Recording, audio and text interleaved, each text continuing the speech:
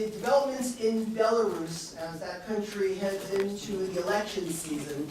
This is the first in a series of symposia that will be commemorating the life and the transformational work of Mark Palmer. He was the former vice chair of the Freedom House Board of Trustees. He passed away very sadly 2 years ago, and this conference facility has been dedicated to Mark. For those, and I think there are certainly some people in this room who knew Mark, but Mark was he was irrepressible. He was what I would call a pragmatic idealist with a real passion for the expansion of freedom. Whether he was marching arm in arm with in the streets of Budapest with demonstrators who were protesting against the communist government, and doing that in his capacity as the U.S. ambassador to Hungary. So whether he's doing that or his breathtakingly bold vision of and a roadmap to a world without dictators, Mark was there. And a steady and constant voice for democracy and human rights, and so Freedom House is honored to continue on the legacy of Mark Palmer. Now, it's fitting that we are here, this discussion on Belarus, one of only 2 dictatorships, by my count, left in Europe. That this is part of the Mark Palmer Forum on Advancing Democracy. Now, this event has even more resonance because of as is known to many in the audience here, that March 25th is a special date in the history of Belarus. Almost 100 years ago, I guess now, in 1918, we saw the proclaiming of the independent Belarus, Republic of Belarus, which, despite being short-lived, my historian friend is telling me about a year, this still lives on as a very, very powerful symbol in the minds of Belarusian citizens, especially those who have spent the better part of 2 decades resisting the despotic rule of President Alexander Lukashenko. So, according to Freedom House, many of you, and you saw, I think, some of our publications out front, but according to Freedom House, our authoritative assessment of the state of political rights and civil liberties, freedom in the world, rates Belarus, no surprise to anybody in this room, rates it as one of the world's poorest performers when it comes to, again, upholding political rights and civil liberties. From the crushing of formal political opposition to the stifling, arrest, intimidation of pro-democracy civil society, and the silencing of independent media, this is an admittedly bleak landscape. And yet, again, as many in this room know, Belarusian citizens are not giving up. They're finding creative ways to continue the struggle for democracy, even while Lukashenko remains steadfast in his stranglehold on politics in that country. This is it's going to be a monumental task for civil society, for the pro-democracy forces, especially as we enter into, as I said before, with elections looming later in this year. But I think I and others understand the importance of continuing to support their efforts, and that's part of the reason that we've gathered here today. The geopolitical situation in the region is also one that we worry may pose additional formidable impediments to the democracy forces as President Lukashenko is trying to cleverly maneuver himself as something of a intermediary between the feuding Russians and Americans, which of course that feud having grown more intense with developments such as the armed invasion and seizure of Crimea, and the Putin government's continued insistence on supporting and arming radical separatists in eastern Ukraine. So, with further ado, let me again welcome. I'm going to turn it over to Oris. We have a very distinguished panel who I know we've got some very good questions that you've already posed in some emails back and forth. So again, welcome. Thank you very much. Thank you very much, Bobby. Thank you all for coming. This is quite good attendance, which is very welcome because with all the attention being focused on Ukraine these days, of course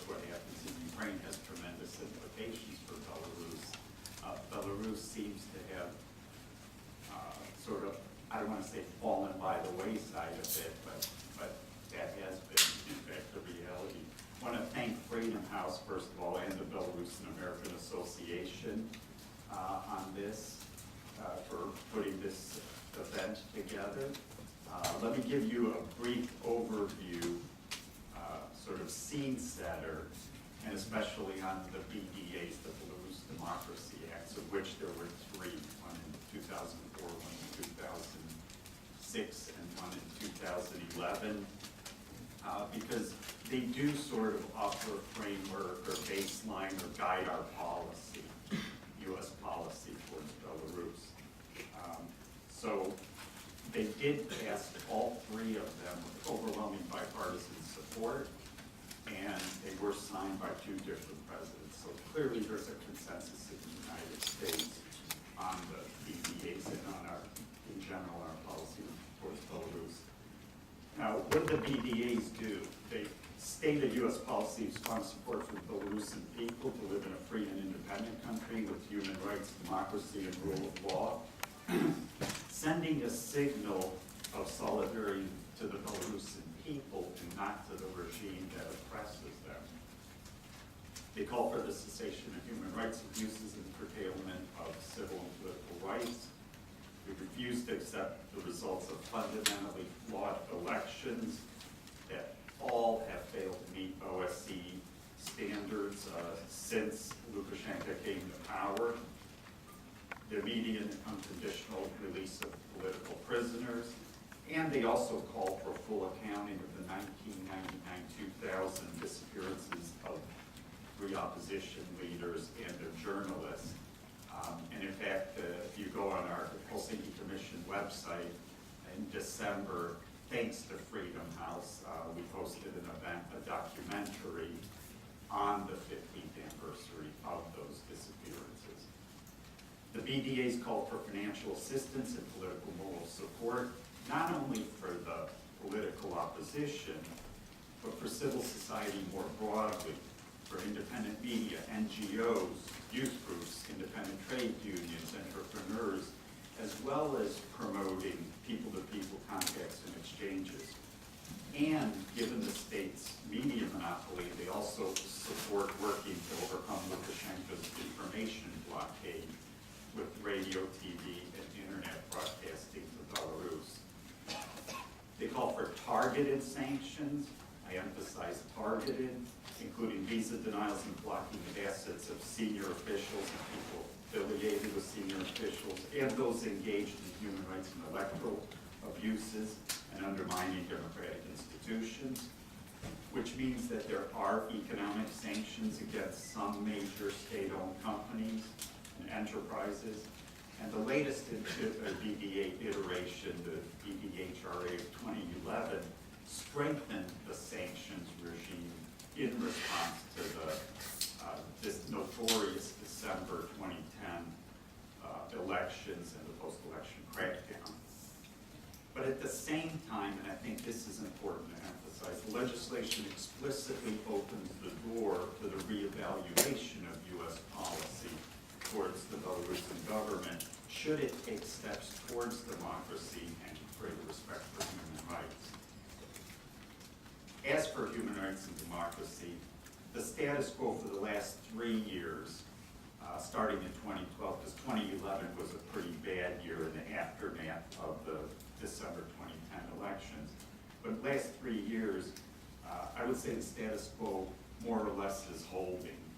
There have been no egregious trends downwards, but then again, the level of political activity has been low, obviating the need, one could argue, for large-scale repression.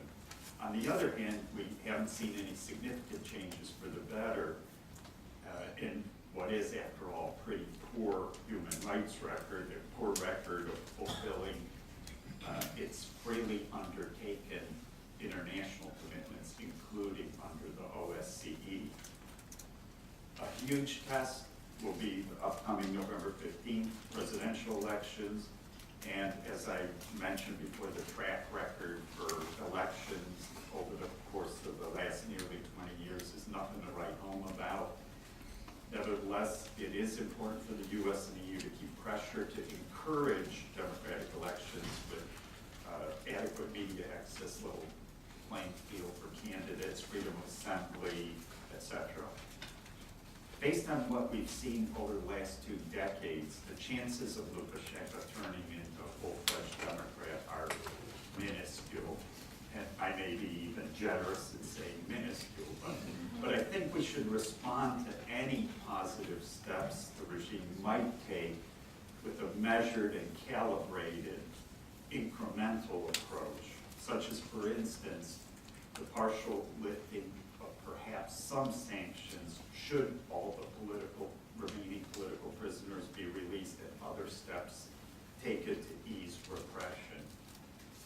Now, regarding, and I'll conclude on this, Russia's invasion of Ukraine, Lukashenko's response, Belarus has taken a relatively balanced position, and yes, Lukashenko has sometimes said and even done the right things with respect to Ukraine.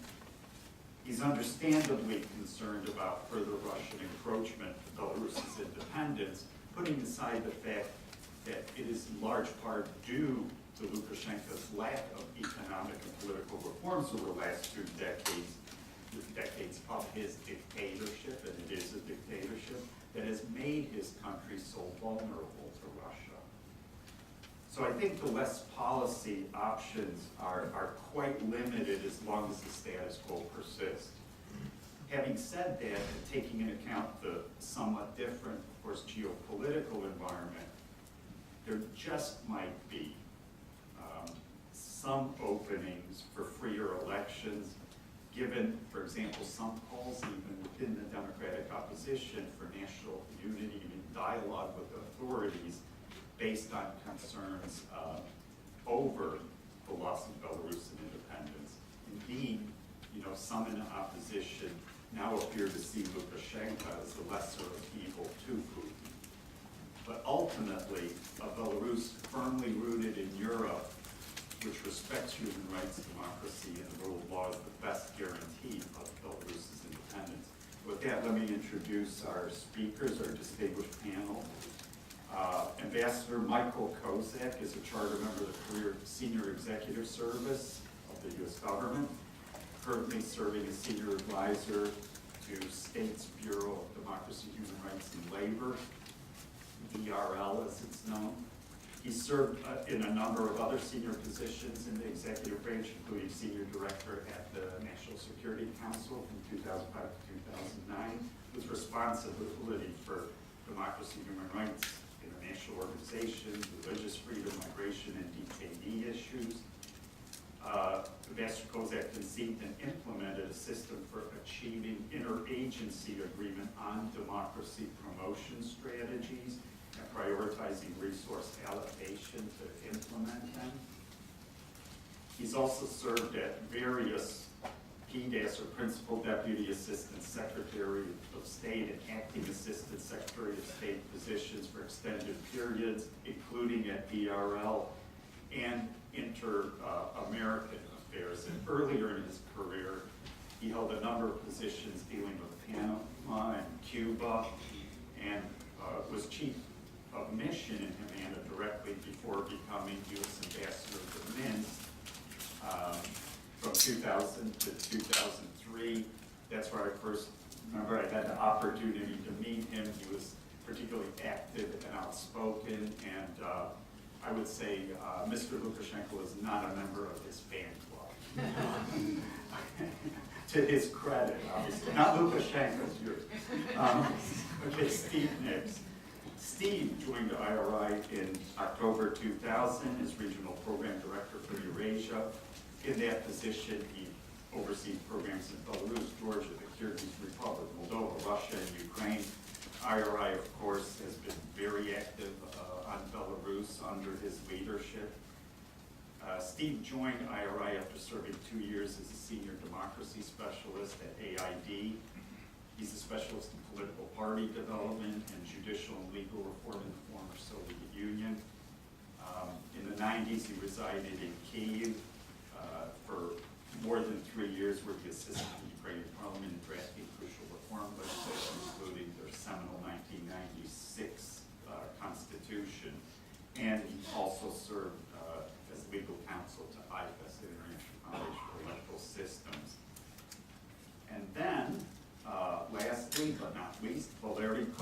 Zaleski. Valery is a member of the Belarusian American Association in Washington. He served in the diplomatic service of Belarus for 8 years. This included a posting to the Embassy of Belarus in Washington from 2001 to 2004, where he worked on bilateral political relations. That's where I first got to know him, and it became clear to me then that Valery was very much a man of principle. He resigned from the government service after the fraudulent presidential elections of 2006, after he returned from Washington a couple years later.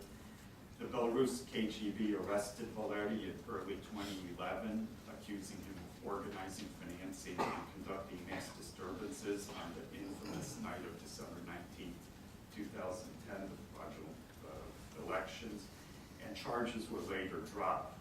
Recently, Valery graduated from the School of Foreign Service at Georgetown University. He's a contributor to independent Belarusian media and his own Belarus political blog. And with that, let me turn it over to Ambassador Kozak, our first speaker. Thanks very much, Horace. And I just wanted to second Bobby's comments about Mark Palmer. He's still like the model and inspiration in the State Department for how you can,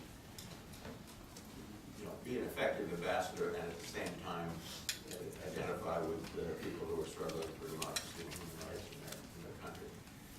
I thought, given that it's the Belarus Democracy Act was the theme of this, since I was kind of present at the creation or on the margins of it, I might give a little bit of a history of how it came to be and why it was important then and why it's important now.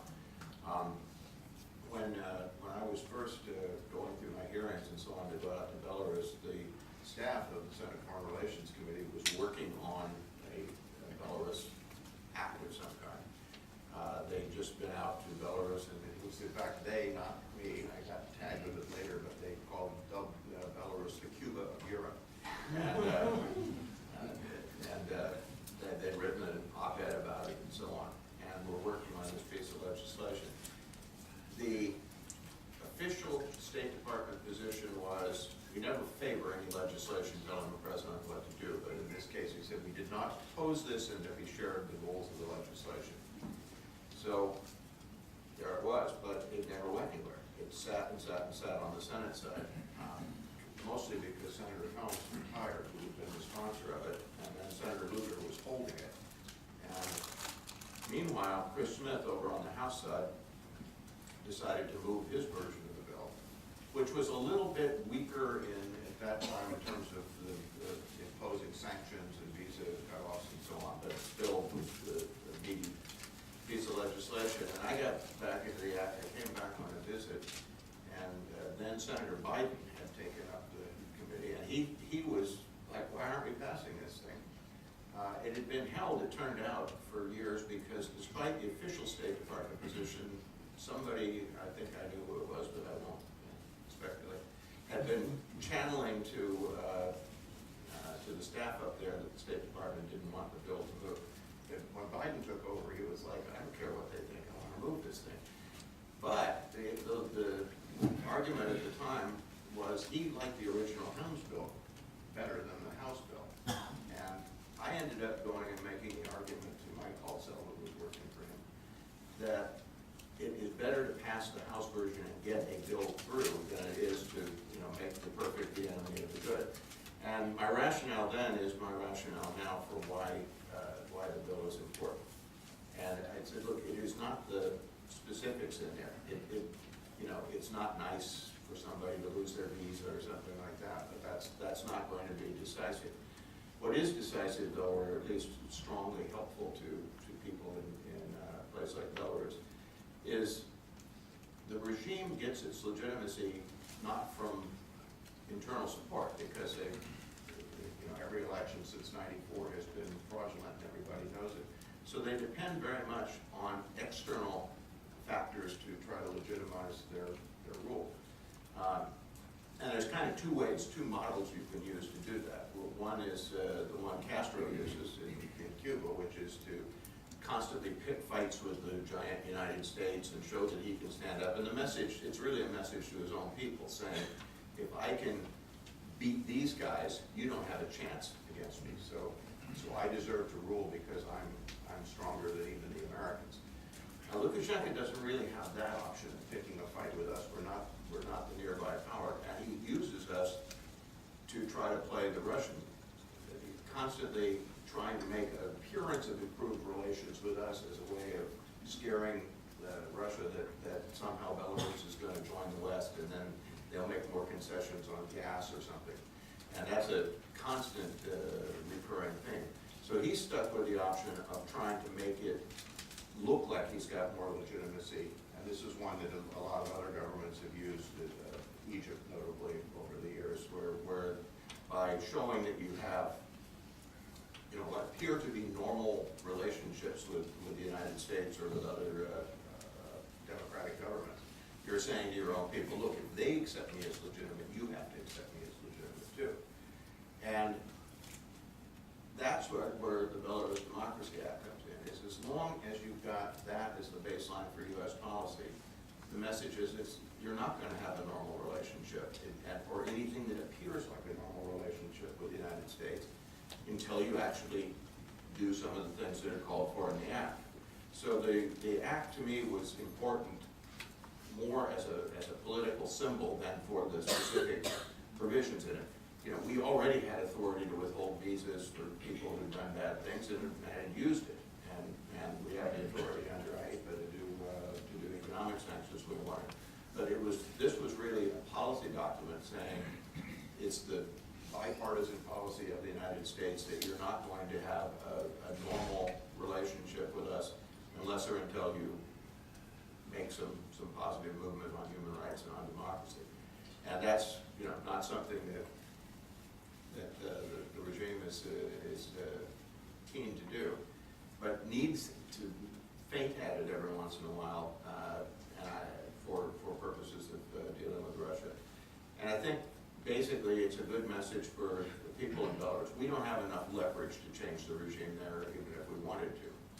But for people in the country that are trying to do it, I think it's a source of strength to say, okay, the United States stands with us in our goals. The United States is not going to give this guy what he wants in terms of normal relations until he changes his treatment of us. And that's a very, very powerful message. So it was good then, it's good now, and it's gotten tougher over the years too. So I think it's now good. Now it looks more like the original bill than it did in 2004. Anyway, that would be my take, is that we've got the right policy framework and we need to just keep plugging away with it. And I just add a last little bit there. I'm not currently involved in Belarus policy, but we've always had the effort to communicate with the government. It's sometimes you'll get this, you have a policy of isolation rather than a policy of engagement. It's always a policy of engagement with any of these guys, but it's engagement with whom and to what purpose. So the effort has always been to keep communicating with the government and saying to it, here's what you need to do to get out of the mess you got yourself into. And you've seen some recent events. Eric Rubin was out in Belarus, and we're trying to get our embassy staff back up again after it was pretty well decimated. But those are, and that's again where the Belarus Democracy Act comes in. All those moves are trying to improve communication to transmit the same message. But the message is very well fixed in stone by the Belarus Democracy Act. Thank you.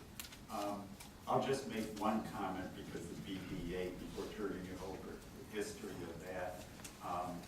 Even the House version, 2004, even 2006, the legislative process, I think most of you know, is pretty messy. They say there are two things one doesn't want to see being made, sausage and legislation. And even all three of the BDAs, even though they were in a sense relatively non-controversial, because who's going to stand up in defense of Lukashenko, right? Took quite a while, and sometimes there were outside events, other political reasons reasons that, not having anything to do with the substance that would slow them down. But also, you did have State Department objection, and part of that is, the whole question of prerogatives of the executive branch and whatnot. So, for example, with the BDAs, most people don't realize it. When Mike mentioned the whole question of, already existing authority, which is true. But, for example, we initially wanted to have the sanctions mandated. Well, it would have never passed because of largely department opposition. So essentially, even the sanctions in the BDA are, sense of the Congress. But that, I think, supports your contention that basically what it is, it's sort of a guideline, a baseline, a policy document, a policy framework, and that's where value comes in. A lot depends also what the executive branch chooses to do with it. For example, many of you know him, and he's the former president of this organization, David Kramer. When he was at the State Department as a DAS, he was particularly active, so he basically took the Belarus Democracy Act and ran with it. But I stray with the idea, and let's move on because Alice will start getting me out of here because we have other things to do. Sorry. And okay, with that, Steve, I turn it over to you, please. Thank you, Horace. First of all, thank you, Bobby and Alice, for putting together this event from your respective organizations. It's a real honor to be here today. As Horace mentioned, Ukraine is getting deservedly a lot of the spotlight today, but nonetheless, Belarus remains an important component of our foreign policy and strategic interests. So I'm very happy that you organized this event today. And lastly, I'd just like to say that it's a real honor and privilege to be reunited with Ambassador Kozak. We worked very closely with Ambassador Kozak when he was in Minsk, and I would just like to say in the record that Mike did an outstanding job of representing U.S. interests in Belarus and continues to serve his country very well in his current position in the BRL. For those of you, I doubt it, but those of you who are not familiar with IRI, we're a democracy promotion organization founded by Ronald Reagan, made a part of the NED family, the National Endowment for Democracy family by the U.S. Congress, and currently chaired by Senator John McCain. I just wanted to give you a brief overview of the type of assistance that the U.S. government provides in Belarus today in the area of democracy promotion, and then give a little update on sort of the historical perspective that Ambassador Kozak gave to let you know what's going on today, what we think we will see in the coming months, looking towards the fall elections, and what we might see beyond that time period. So I'll start by saying that foreign assistance in the area of democracy under Ambassador Kozak's leadership was focused and appropriately on political party development and on civil society. It's since been rounded out to include additional components, rule of law, media, and human rights. So today, it's a very broad portfolio in terms of the type of assistance that's being provided to Belarus.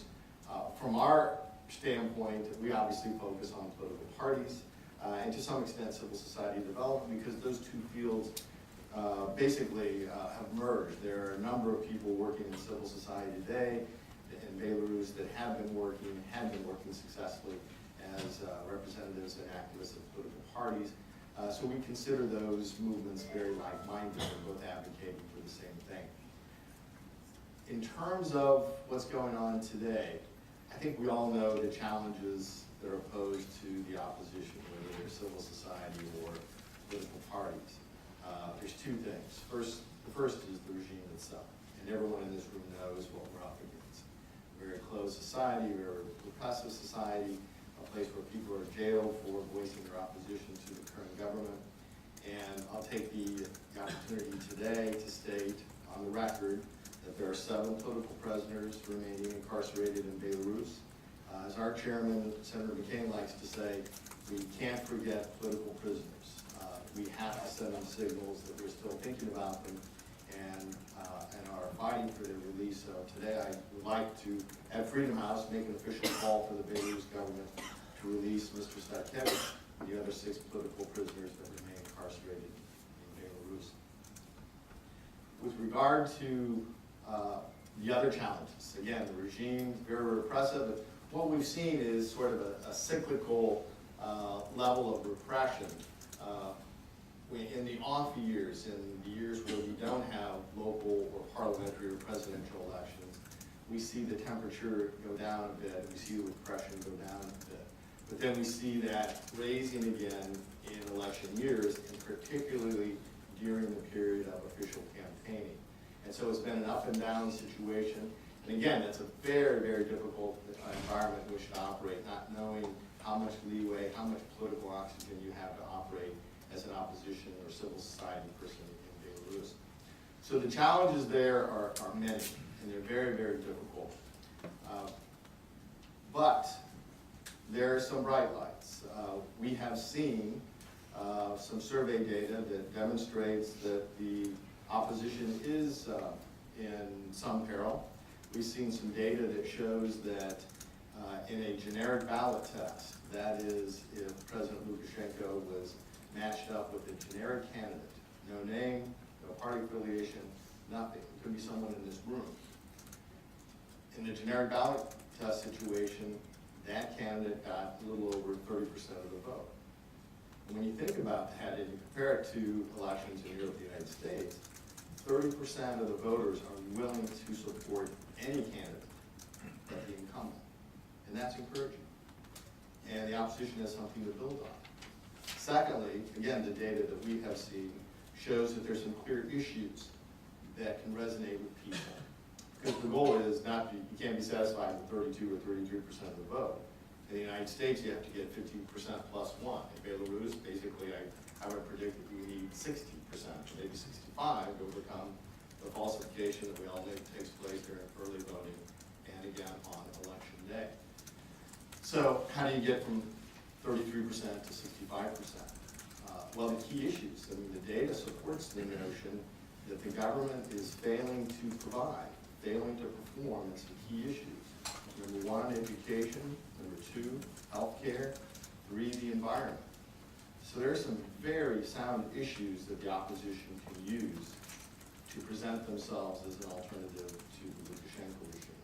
And that's really what the election is all about, is trying to provide a viable alternative to what people currently have.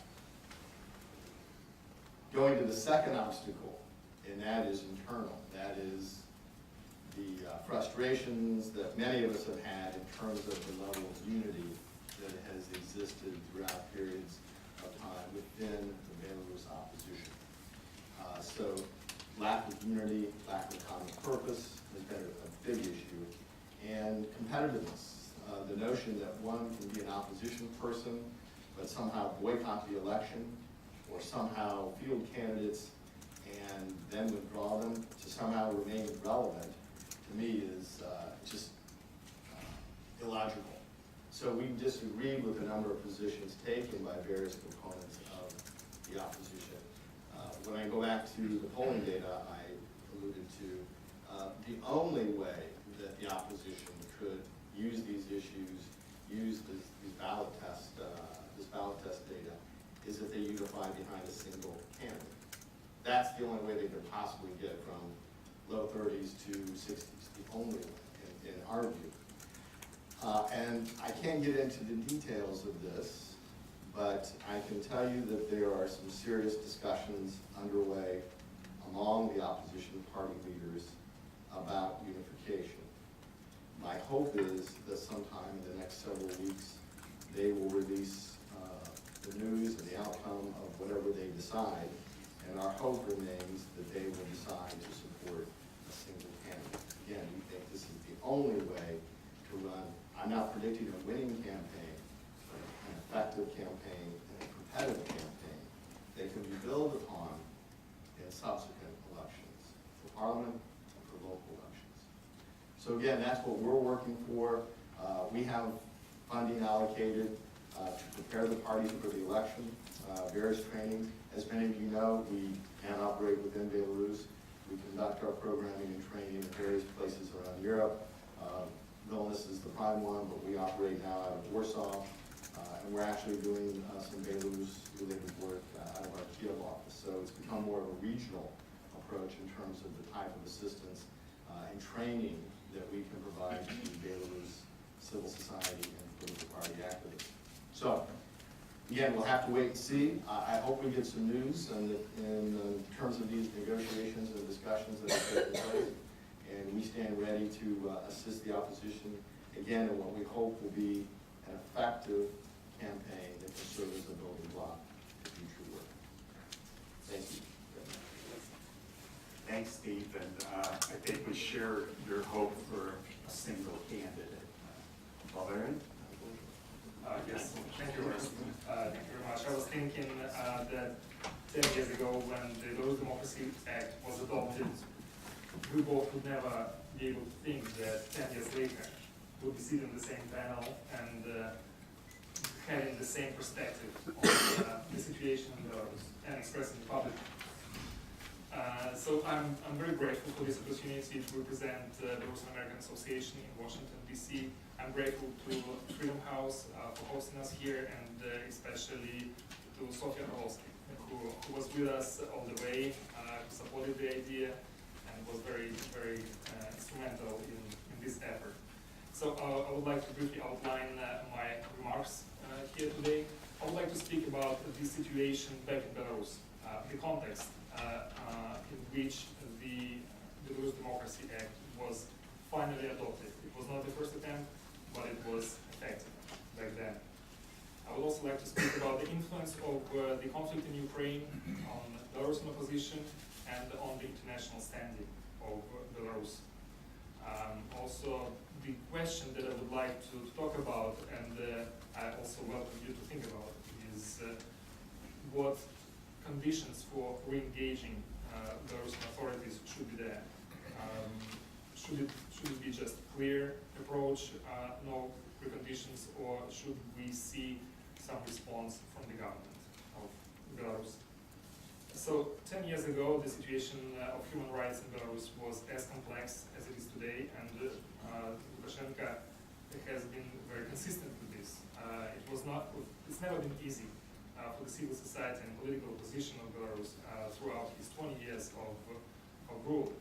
But there were two key events that reflected on the developments in Belarus in the democracy and human rights area. The United Nations assigned for the first time special rapporteur on Belarus. It was Adrian Severin, who was mandated to monitor the situation of human rights in Belarus and report to the United Nations.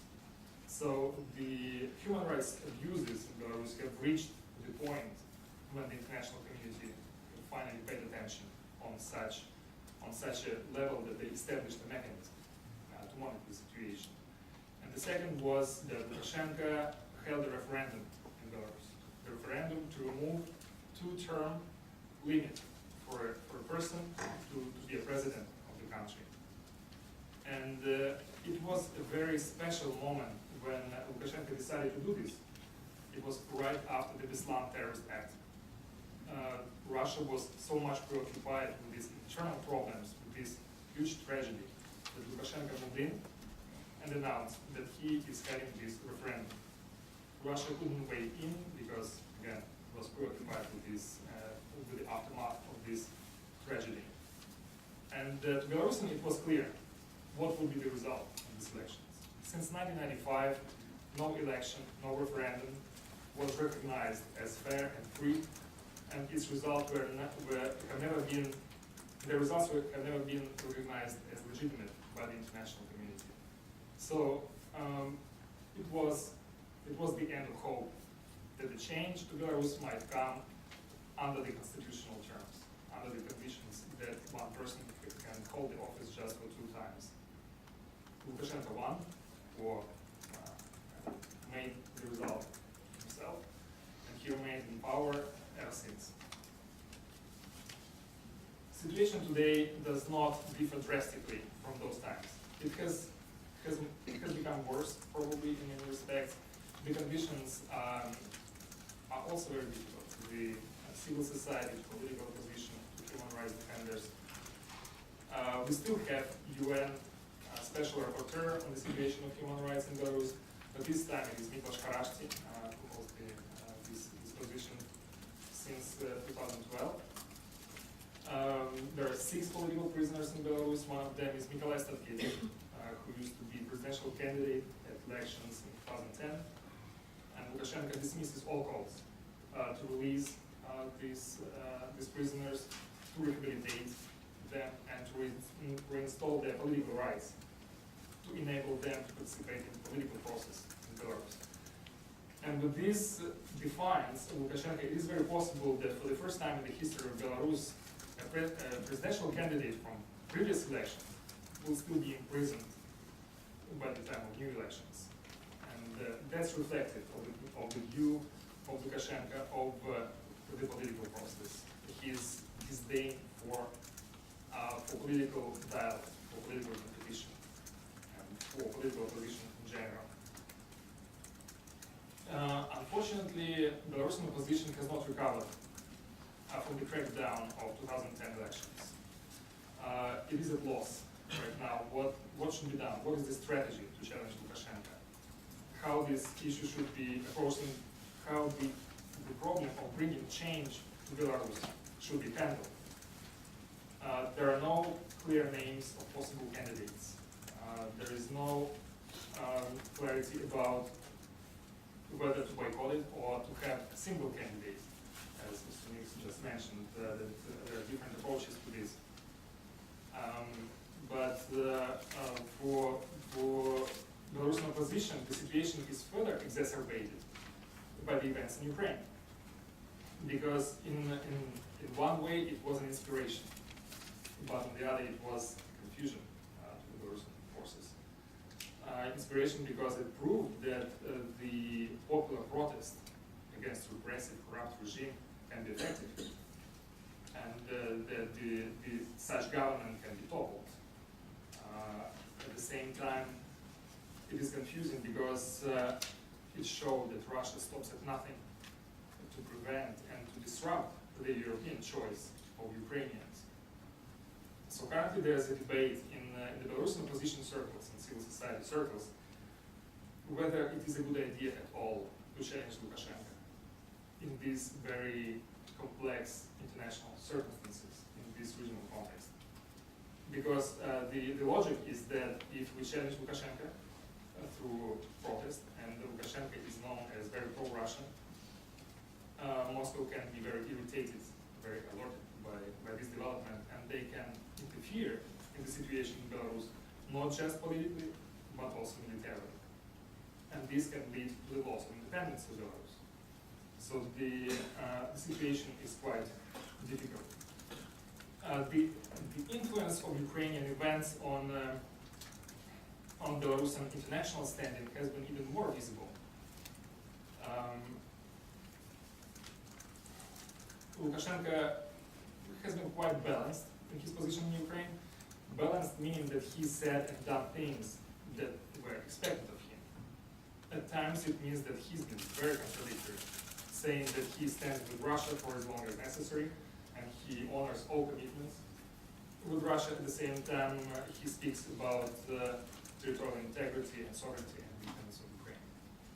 So that's a complex situation to him, and but he, being a master of political opportunity, he uses this opportunity to the best of his interests. This attitude has earned him the praise of being a peacemaker, because Belarus hosts talks on its territory on the conflict resolution in Ukraine. And interestingly, that Belarus does not have a seat at the table, but is being praised as a peacemaker. Perhaps the fact that Belarus allows Russia-backed terrorists to come to its territory for talks, this earns the praise because it is so valuable, this contribution. Probably European Union countries wouldn't be willing to see these people on their territory. Nevertheless, this turmoil in Ukraine, this new policy of Russia has created a new context. And Belarus is being viewed now through this prism, this new prism. And it is a it's probably should be a separate conversation about the goals and interests of the United States in Belarus, but it seems that at the moment European Union and the United States are interested in preserving neutrality of Belarus on the conflict in Ukraine, so that Belarus does not go pro-Russia too much and too deep. It is not clear if there is any strategy, like step-by-step strategy to normalize relations, and perhaps Ambassador Kozak, as the best expert in the room and the pioneer of this approach in Belarus, can talk more about this. But the United States has implemented a series of steps, very concrete, very tangible steps, having meetings on a very high political level, the highest. Some sanctions were removed, and some steps to revive trade and economic cooperation have been done previously. Again, it's not clear if there is any strategy, if there is any plan being implemented at the moment.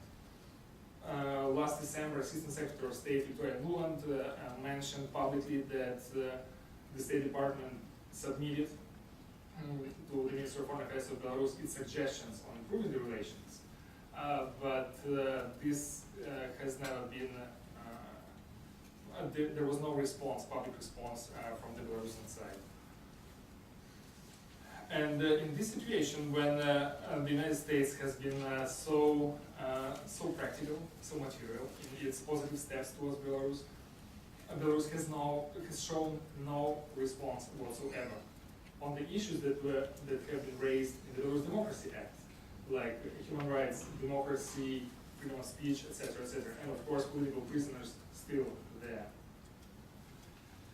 So, speaking about the re-engagement, it appears that this priority of the United States to defend the sovereignty and independence of Ukraine, it overshadows the case of a democratic Belarus. This is not too much of a priority. Belarus has never been too much of a priority to the United States, but this time it has moved lower in this regard, and the effort to help in practical terms, I mean in talking to the government, in dialogue with the government, this has become non-priority as well. It's not clear, however, if this new approach to dealing with the government of Belarus, to the regime of Belarus, does actually help Belarus to strengthen its position with the view of more aggressive Russia's policy, whether it will help Belarus withstand its pressure, and whether it will guarantee that Belarus will remain independent at the end of the day. So, in my opinion, and I would be very much willing to hear your views on this, it is the re-engagement of the state and society in Belarus that makes it more resilient, more viable, and more resistant to any pressures from the outside. But re-engaging the regime, re-engaging Lukashenko without any changes in the regime, helps Lukashenko and the regime, but not national interests. So in conclusion, I would like to reiterate that the Belarus Democracy Act remains very relevant, highly relevant in outlining major problems in Belarus that inhibit the development of the nation in accordance with its national interests and on the democratic principles. It is crucial that the State Department and the United States in general adhere to these policies outlined in the Belarus Democracy Act, as it remains so much relevant. Thank you very much for your attention. I'm looking forward to your questions. Okay, thank you very much. You raised a lot of interesting questions, and a short takeaway, or one of them, is re-engage with the people, not with the regime, but with many other countries. Because Ambassador Kozak only has a limited period of time, I thought, why don't we do this? First of all, if you want to comment on anything that the other two speakers think, and then what we'll do is we'll go directly to Q&A, and maybe you'll have time to take one or two questions from the audience before, and after that we'll proceed. Okay, good. That sounds good. I would make the comment that largely agree with what Larry said. You mentioned the step-by-step, and that was an effort we made during my time there, was to show the people in the government what it was that we needed them to do to get out of the relationship, the bad relationship we were in, and vice versa, what they wanted from us. And we tried to put together a roadmap that where each side would get what it wanted. At the end, that was negotiated very heavily, and it got turned down at the highest level on the Belarusian side, because things like investigating the deaths of the opposition leaders and the journalists were not there. We'd worked out a formula where they were going to invite our FBI and the Russian FSB to send investigators and show what investigations had been done so that we could judge whether there had been a credible investigation or not. That was not something, it turned out, that the highest levels wanted to have go forward.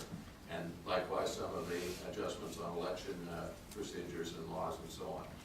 So, but at least, I mean, what we were trying to signal with that, we didn't ever have great, expectations that it was going to bring about instant success, but it was at least an effort to communicate to everybody on the government side as well as with the opposition, and what we were looking for, what it would take to get there, what it would take to get from us the things that they wanted. You mentioned in this recent effort the lifting of one of the sanctions, and I just wanted to clarify on that. I got briefed by my colleagues who are doing Belarus these days. That was a sanction related, it was an Iran sanction, and the conditions for it, Belarus actually met. It was they had violated the sanctions on Iran, UN sanctions. That triggered something here. They took corrective steps, and so they got out of that sanction.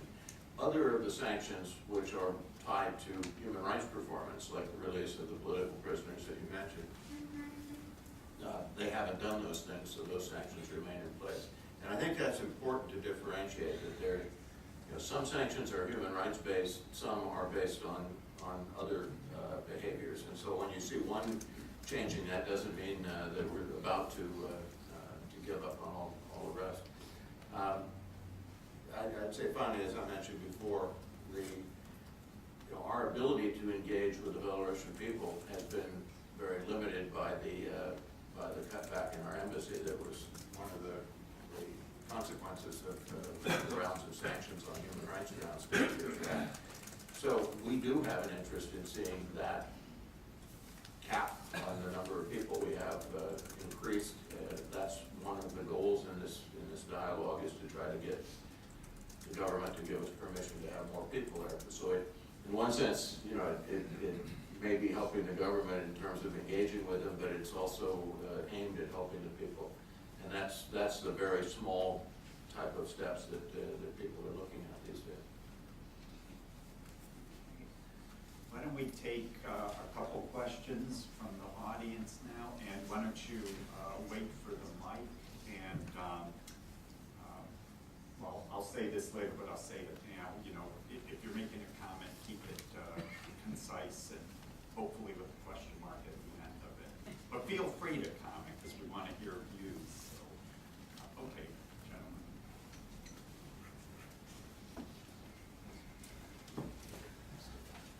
Roman Moment of Independent Russian Language TV. Mr. Ambassador, just a brief question. First, you mentioned Cuba and Castro as an example. So that's my question. President Obama had a break to admit that 50 years of sanctions didn't give us any result, positive result with regime. So we have this sanction situation with Belarus for decades with sanctions, and we still have Lukashenko. So do you think that we can have these parallels between Cuba and Belarus? And second brief question, what can the United States offer to Belarus? I mean, energy independence? No. Economic ties, but Belarus depends on Russia, and it's agriculture country. It's they got all energy resources from Russia. So what can the United States or just Western in general offer to Belarus? Very good. Both good questions. My comparison to Cuba was actually a negative one. It said that one option that Castro had, President Lukashenko doesn't have. On what President Obama was saying about Cuba, because I'm still working on that, is the kind of sanctions that we had on Cuba for the last 50 years, they were done when the only authority we had was called Trading with the Enemy Act, which was something that was passed in World War I to block all German property and so on. So we were treating the entire nation of Cuba as an enemy and then making exceptions from that for, to certain kinds of activity. The sanctions on Belarus are under a much more modern legal authority, which is very targeted. So it's going after specific individuals and their assets who've engaged in bad acts of some kind.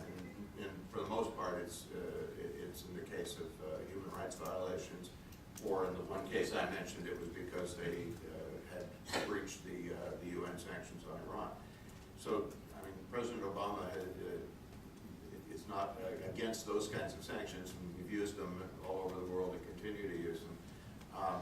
So, keep in mind there's sanctions of the whole country and sanctions on a few people because of particular acts and where you're trying to get them to change that behavior. These sanctions aren't aimed at bringing down the government. They're aimed at, release the political prisoners, stop oppressing and breaking up freedom of expression and so on. On what the U.S. can offer, you're quite right. I mean, we're a distant country. We have a limited amount of trade, even under the best of circumstances. It probably still would be pretty limited just because of geography. We have some trade, though. We buy potash and stuff from Belarus. But, we've never come at this from the standpoint of we're trying to force Belarus to break with Russia and join the United States or something like that. If we wanted to, we probably couldn't do it for all the reasons you cite. Instead, what we're trying to do is stand with people in Belarus to say, you deserve to be treated by your government the way everybody is supposed to be treated. You should have freedom of association, freedom of speech, freedom of religion, fair elections, and we're trying our best to empower them to secure those goals on their own part, not to try to change the geopolitical situation. Do you have time for one more? Yeah. Okay. One more question for Ambassador Kozak. One question. Your scenario, in case something happens this spring and all of a sudden, out of the blue, Lukashenko is no more in Belarus. Yeah. So what would be your desired scenario? That Belarus have a government that allows people to freely associate, to express themselves, that has some fair elections, and it's the same as we want for people all over the world. We don't have a candidate or an outcome in that respect. And sometimes elections produce weird results. You might get somebody who was very anti-American. You might get somebody who was committed to a socialist economic model or something. But what you want is for the people in that country, whether it's Belarus or any other country, to be able to self-correct. Basically, what the self-interest the U.S. has in all of this is our experience really throughout history has been when you have governments that mistreat their own people in this way, sooner or later they become unstable, and the leader collapses tomorrow, and there's no system there. That tensions rise up, and you end up producing refugee crises. You end up with civil wars. You end up with all kinds of things that become a problem for us. So it's not all altruistic. It's very practical in terms of our national security to say, if we can promote open democratic societies around the world where people, as in most democracies, you commit, you rectify your errors from the last election and you commit new ones every time you vote for somebody. You never quite get it right. But there's an orderly, peaceful political process that allows you to bring about change rather than having everything boil and then suddenly burst out in some bad way that is destabilizing in the region or in the world. So that's what we're looking for. Thank you. And thank you. I have Okay, thank you very much. Apologize for leaving early, but again, thanks to our organizers.